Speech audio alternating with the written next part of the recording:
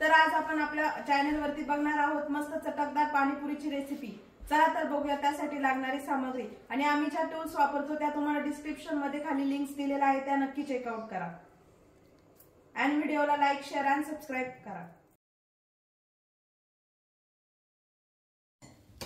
आता आपण बघूया पाणीपुरीसाठी लागणारी सामग्री। हे बटाटे आपण उकडवून स्मॅश करून घेतलेत, नंतर हरभरे पण भिजवून नंतर ते उकडवून घेतलेत, त्यानंतर चाट मसाला, जिरा पावडर, काळं मीठ, पाणीपुरी मसाला, आलं लसूण आणि मिरची, नंतर कोथिंबीर 1 वाटी आणि पुदिना 1 वाटी। चला तर आपण आता पाणीपुरीचं पाणी बनवायला सुरुवात करूया। आपण आता हे मिक्सरला बारीक करून घेणार आहे। पुदिना, कोथिंबीर, आता 2-3 हिरव्या मिरच्या, आलं आणि लसूण,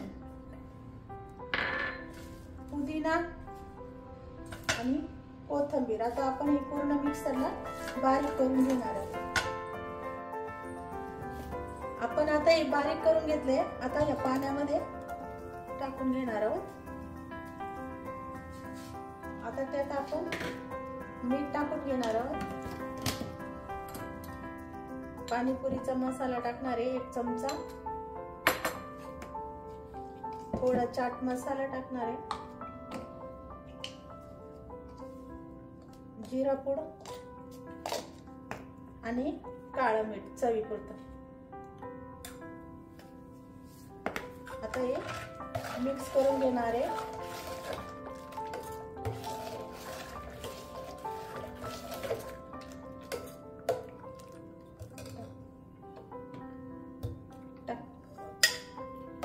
आता पाणी तुम्हाला किती पाहिजे तुम्ही तुमच्या अंदाजानुसार करा।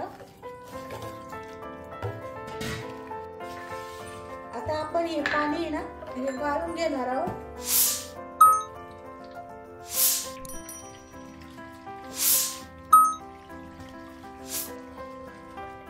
तुम्ही आईस टाकून सुद्धा हे पाणी मिक्सरला बारीक करू शकता।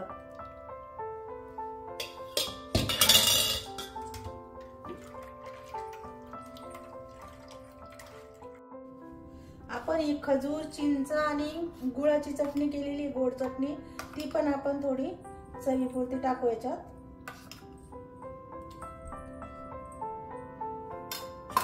आता आपलं पाणीपुरीचं पाणी तयार झालेलं आहे। अशा प्रकारे आपण हे पाणी तयार केलंय। आपण आता ही गोड चटणी बनवलेली आहे। खजूर, चिंच आणि गुळ आपण 2-3 तास भिजत ठेवून आणि मग ती कुकरला 2-3 शिट्ट्या देऊन मिक्सरला बारीक करून घेतली। त्यामध्ये थोडा चाट मसाला, जिरे पावडर आणि लाल तिखट टाकलेलं आहे। आणि तुम्हाला ही रेसिपी आम्ही रगडा पॅटीस मध्ये टाकलेली आहे, तर वरती आय बटन मध्ये तुम्हाला आम्ही लिंक प्रोव्हाइड करू। आपण आता पाणीपुरीसाठी मध्ये बनवण्यासाठी सारण बनवलंय। बटाटे उकडून घेतलेले आहे आणि वाटाणे भिजून कुकरला शिट्ट्या देऊन घेतलेले आहे। त्यात आपण थोडा चाट मसाला टाकू, थोडी जिऱ्याची पावडर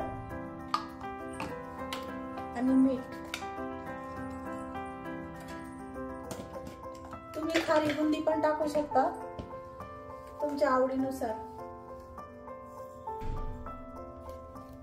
आता हे सर्व मिक्स करून घ्यायचंय, हातानेच मिक्स करायचं। तोपर्यंत आता आपण पुदिन्याचं पाणी आणि गोड पाणी थंड होण्यासाठी फ्रीज मध्ये ठेवूया। तर अशा प्रकारे तुमच्या सगळ्यांची आवडती चटपटीत पाणीपुरी ही तयार झालेली आहे।